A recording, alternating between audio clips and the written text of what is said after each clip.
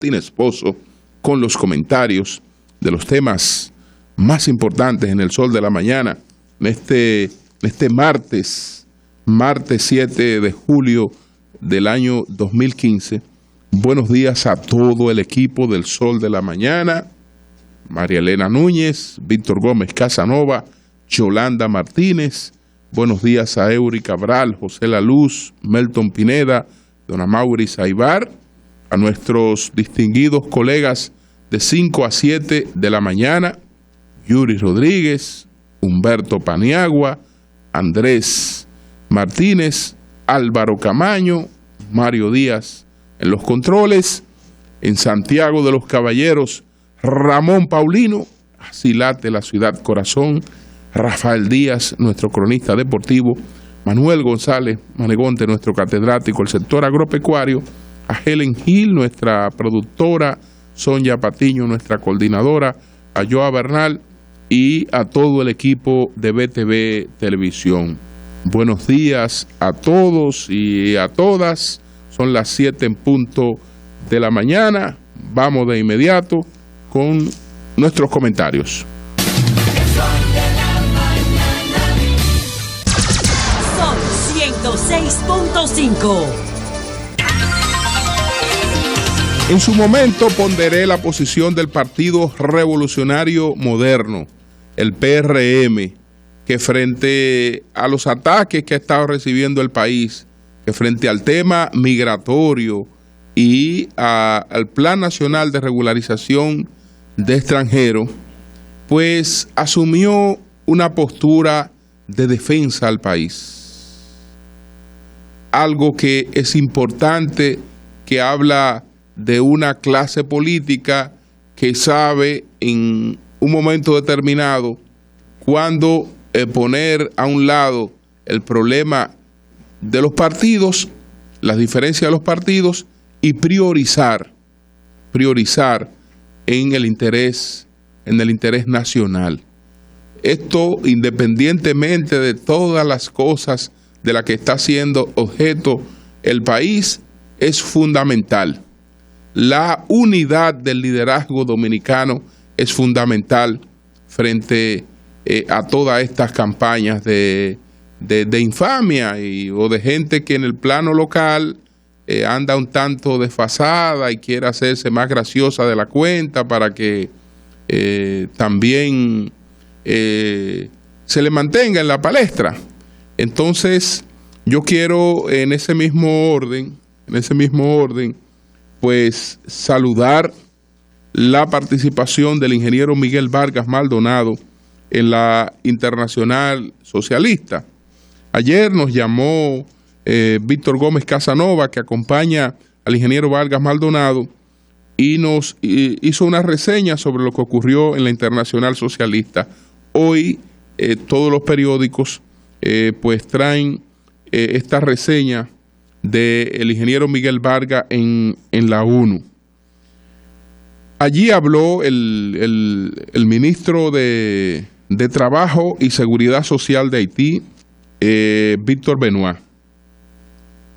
Habló Víctor Benoit y entonces repitió las mismas cosas que vienen diciendo algunas autoridades haitianas, que por cierto, tal y como habíamos dicho nosotros en el día de ayer, y esto aparece en primera plana hoy, el gobierno de Haití ha hecho una convocatoria para el Consejo de la OEA, ha pedido una sesión especial de la OEA para tratar el tema de Haití, en el que hablarán tanto el canciller de ese país como el canciller dominicano. Pero se trata de una encerrona porque la ha pedido Uruguay. Ya conocemos cuál es la posición del señor Almagro, la posición del señor Luis Almagro, que es el secretario general de la OEA, que fue canciller uruguayo.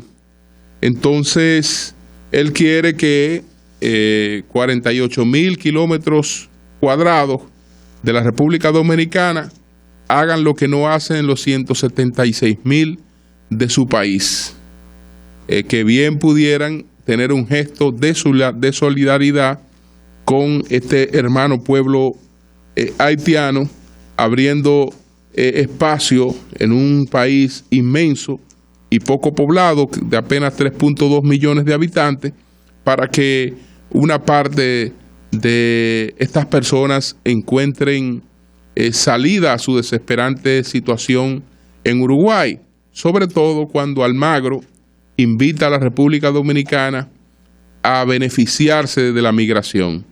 Él es de lo que sostiene que tiene un componente muy beneficioso en términos económicos, y entonces, como eso es así, deberíamos compartir esos beneficios, que nos ayuden los uruguayos que se han prestado a preparar esta encerrona en la OEA contra República Dominicana, a compartir los beneficios de la migración. Entonces, la posición del ingeniero Miguel Vargas Maldonado frente al señor Benoit, al ministro de Trabajo y Seguridad Social de Haití, que pertenece a uno de los partidos políticos que son integrantes de la Internacional Socialista.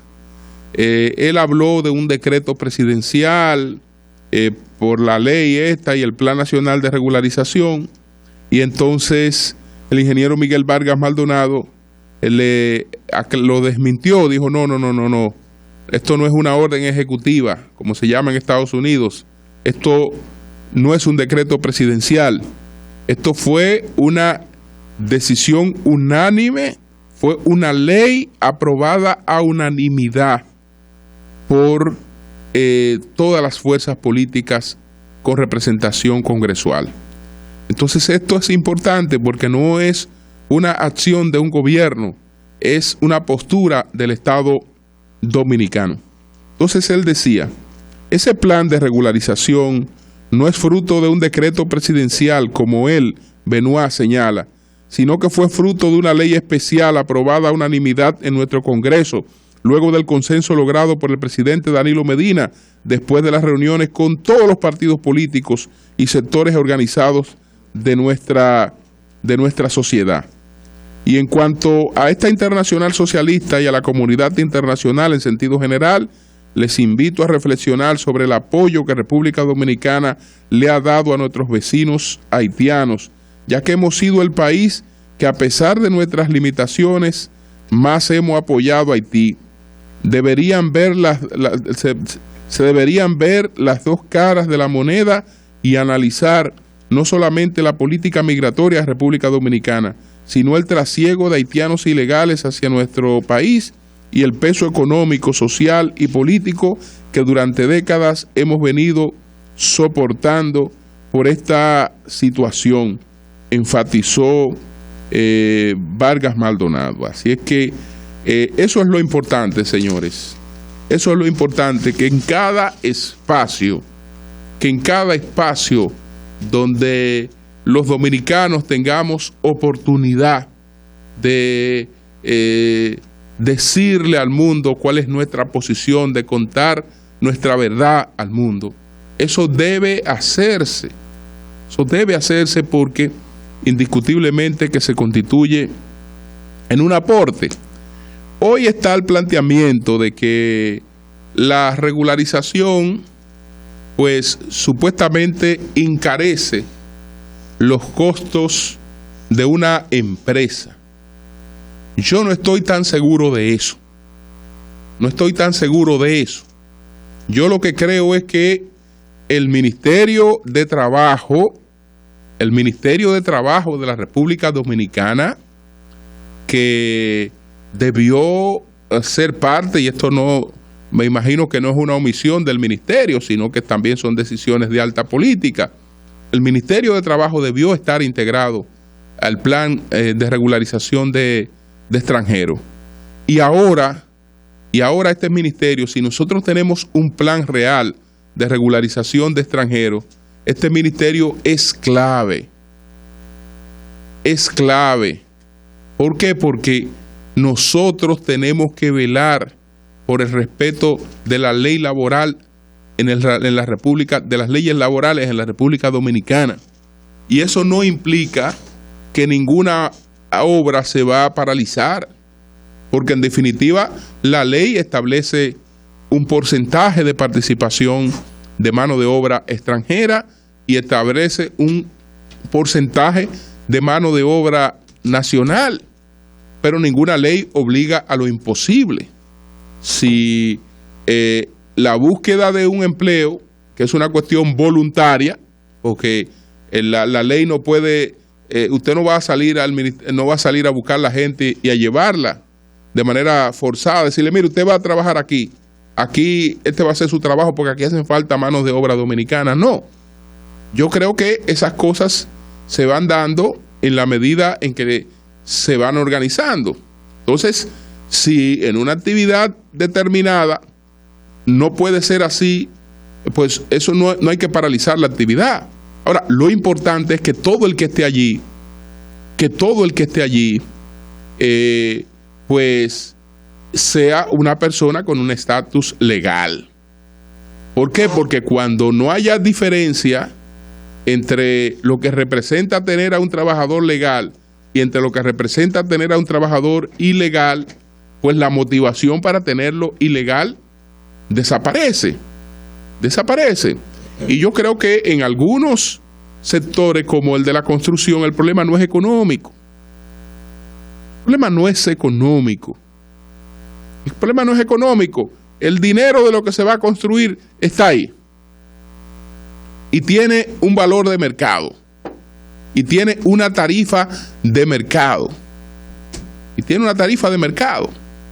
Entonces, es cuestión de organizarse y de exigir, porque si nadie exige, las cosas se quedan entonces por su cuenta. Todo el que esté en una obra tiene que tener una tarjeta de la seguridad social.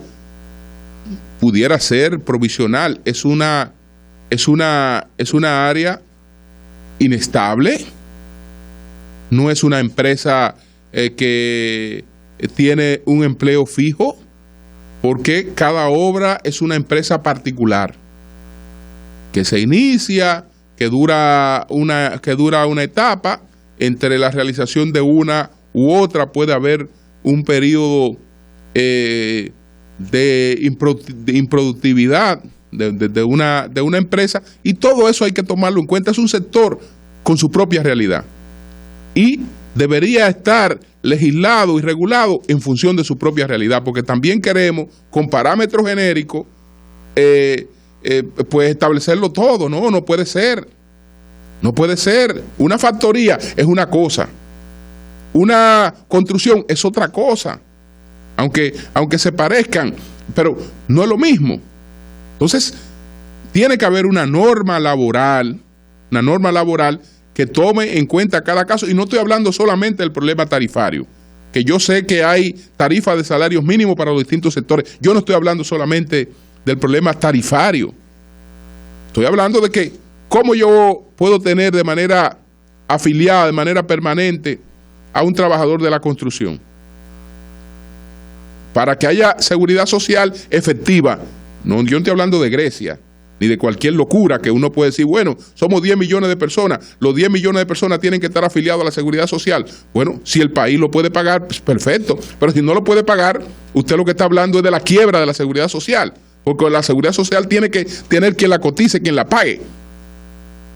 Entonces, hay sectores que tienen realidades distintas, y eso hay que abordarlo en legislaciones efectivas, que no pueden pretender imponerse a la vez a todos los sectores como si todos los sectores fueran exactamente lo mismo. Son las 7:13 minutos. El sol de la mañana. El sol de la mañana. Ayer leía un trabajo muy interesante del periódico El Dinero, que habla sobre el comportamiento de las exportaciones de materiales reciclables en la República Dominicana. Hay que ver las cosas de manera particular para uno no estar haciendo juicios a la ligera. Lo más fácil es hacer un juicio a la ligera y condenar cualquier cosa. Eso es lo más fácil, maldecir, condenar, es lo más fácil. Las cosas hay que verlas un poco desglosadas. Entonces, cuando estamos hablando de exportaciones de materiales reciclables, desde luego que vamos a pensar en un grave problema de la economía dominicana, que tenemos una situación con las exportaciones de metales que no solo contribuye a sanear un poco el medio ambiente de República Dominicana cuando se recogen todos estos residuos de chatarra y se exportan. Yo creo que eso estaría bien si el asunto se limita a eso. No, no se limita a eso, porque empresas como la de la telefonía son objeto de robos de millones de dólares de cobre. Otras empresas también tienen esa misma situación, y entonces todo depende de la agilidad y de la efectividad que tenga el país para regular. Es una actividad comercial y empresarial legítima, solo que tiene que tener regulación. Y entonces, cuando se está hablando de materiales reciclables, no solo estamos hablando de metales, sino también estamos hablando de plástico, de vidrio, de papel y de cartón. Entonces, ese comportamiento, el comportamiento de las exportaciones ha sido un comportamiento más o menos estable, no es que ha dado grandes brincos, porque cuando vemos aquí un cuadro que aparece en el dinero sobre las exportaciones de material reciclable, nos vamos, por ejemplo, al año 2008 y expresado en pesos, las exportaciones de estos materiales reciclables en el año 2008 fueron de 410 millones 657.000.29. Eso es en pesos. Que estamos hablando de, bueno, son 410.657 millones, porque en dólares son 139.477.353.23 en el 2008. Sí, vemos que en el último año que está medido, que es el 14, fueron de 432.000. Entonces ya estamos hablando de que más o menos se mantiene un mismo parámetro. Mantiene un mismo parámetro. Pero el negocio, dice el dinero, el negocio rentable para alrededor de 40 empresas registradas para la exportación en la Dirección General de Aduanas y en Medio Ambiente, resulta preocupante y contradictorio para empresas como la de las telecomunicaciones y la electricidad, las cuales reportan pérdidas millonarias producto del robo de que son objeto. En 2010, vía resolución 02-10, Aduana detuvo 500 contenedores en el puerto multimodal Caucedo para su inspección a fin de determinar si había piezas robadas del tendido eléctrico y de las telefónicas. Las empresas telefónicas llegaron a reportar en conjunto pérdidas por más de 100 millones de pesos por año como resultado del hurto al que eran sometidas. La Corporación Dominicana de Empresas Eléctricas Estatales, la CDEE, se vio obligada a invertir 200 millones para reponer cables y piezas metálicas en las líneas de distribución y transmisión entre el 2010 y el 2012. 12. Según la cifra del Centro de Exportación e Inversión, el CIRD, y del Banco Central, la Oficina Nacional de Estadística y Aduanas, el país ha logrado incrementar significativamente las exportaciones de metal, de plástico, de vidrio, de papel y de cartón, principalmente. Esto ha ocurrido durante los últimos 7 años. Entonces, es decir, estamos hablando de un incremento, no es que el negocio tiene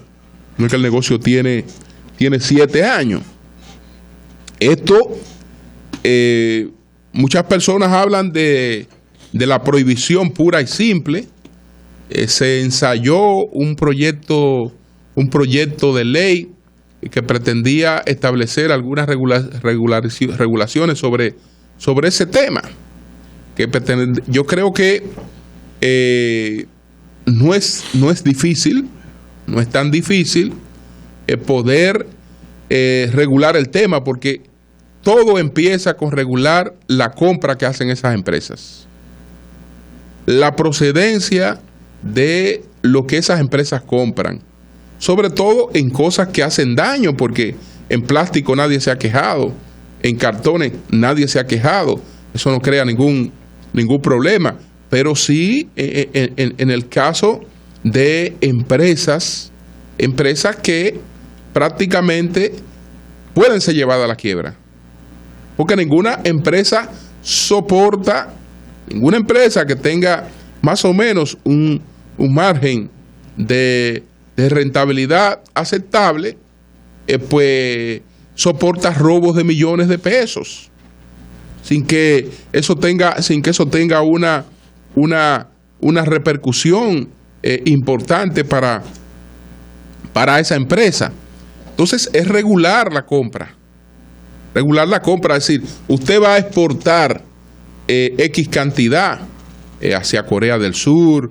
Los principales clientes son ahí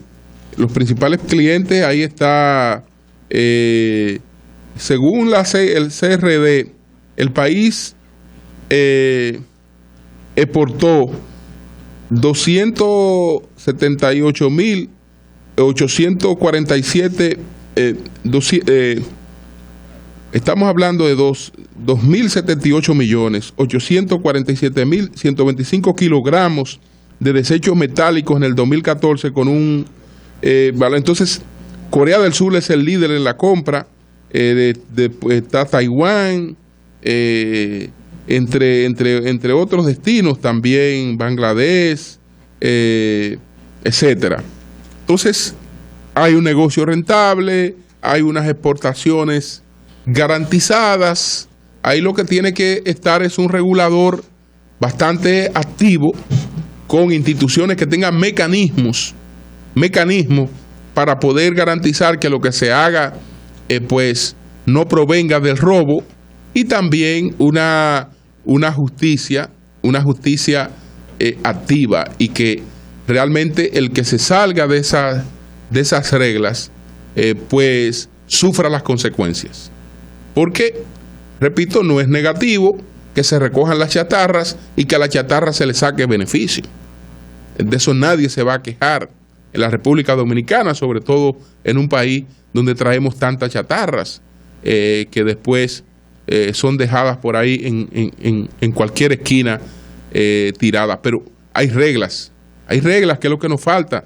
Por eso hoy, mientras una parte del negocio ríe, muestra sus ganancias, otra parte del negocio tiene la mano en la cabeza por las grandes pérdidas que le están dando esas exportaciones. Son las 7:23 minutos.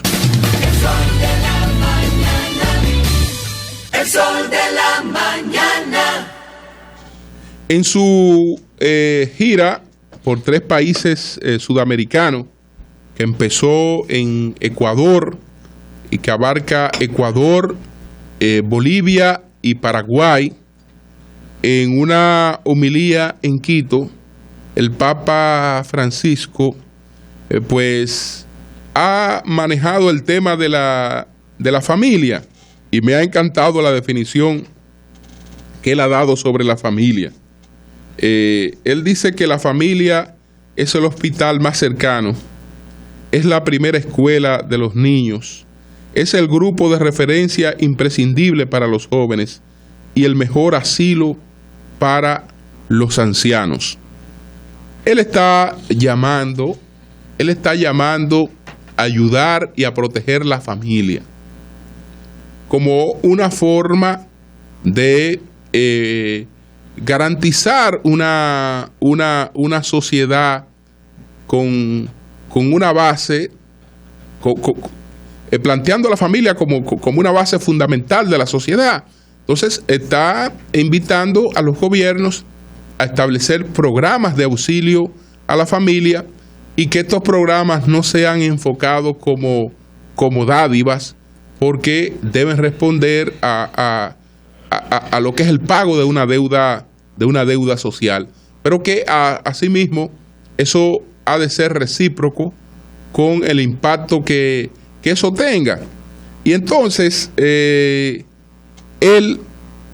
de manera muy cuidadosa, aunque uno conoce cuál es la posición que tiene la Iglesia sobre el tema del nuevo concepto de familia, porque estamos en un mundo que tiene un nuevo concepto de familia. No estamos hablando de la familia, solamente de la familia tradicional. No estamos hablando de la familia tradicional. Estamos hablando de la familia en sentido general. Y hoy hay familias integradas por personas de un mismo sexo. Y hoy hay familias también múltiples. ¿Por qué? Porque hay un mundo que va legislando cada vez en función de sus realidades. Nosotros la vemos reflejada más en Estados Unidos, porque Estados Unidos está sometida más que cualquier otra realidad a las presiones de ese mundo. No me refiero solamente a lo de la comunidad LGBT, porque Estados Unidos tiene un tema futuro por debatir. En un tema futuro por debatir, porque se expande el Islam. Se expande el Islam. El Islam está llamado a convertirse en la religión proselitista mayoritaria.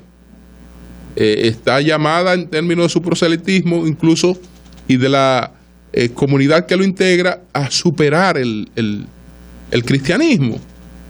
El judaísmo no es una religión proselitista, lo son el cristianismo y lo son el Islam. De las tres grandes religiones monoteístas, pues estas dos tienen un carácter proselitista que no lo tiene el judaísmo. Es decir, el judaísmo no sale a buscar prosélitos, no hace campaña para integrar personas, no está tocando las puertas de personas para que las personas se conviertan al judaísmo, sino que el judaísmo proviene de una tradición cultural, de una tradición familiar. Es prácticamente una herencia lo del judaísmo, pero al Islam una persona se puede convertir sin haber pertenecido al Islam, y al cristianismo una persona se puede convertir sin haber pertenecido al cristianismo.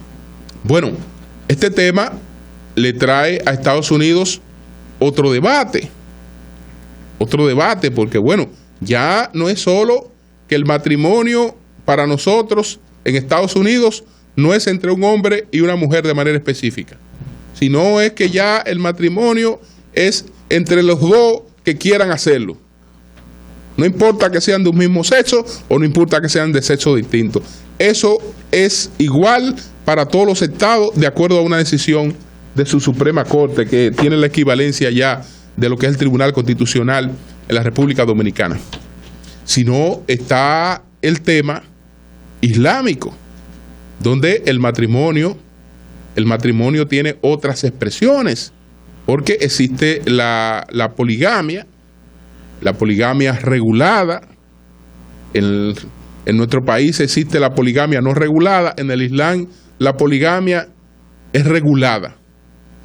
Es regulada porque se permite el matrimonio de un hombre con varias esposas es machista, es una regulación machista, porque no se permite el matrimonio de una dama con varios hombres, pero sí permiten el matrimonio de un hombre con varias damas.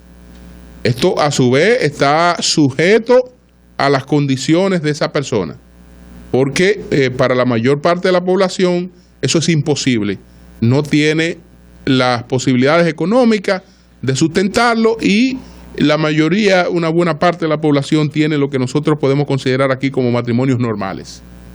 Pero Estados Unidos, al tener acuerdos homologados con algunos de esos países, cuando uno de estos matrimonios llega a Estados Unidos, tiene la fuerza legal de un matrimonio. Luego también, cuando estas comunidades prosperan y se establecen, vienen entonces con las demandas de sus situaciones, y ya hay debate sobre esta cuestión, y en un futuro no muy lejano veremos también ese criterio en Europa y en Estados Unidos avanzar tal y como ha avanzado la cuestión esta del matrimonio entre las personas de un mismo sexo. El Papa, en su concepto de familia, pues se cuidó de no llegar hasta esta frontera. Es decir, él habló en términos genéricos. No, por lo menos en esta homilía que fue en la de Guayaquil, que vi una parte de la homilía del Papa Francisco, su concepto de la familia era un concepto pues muy plural.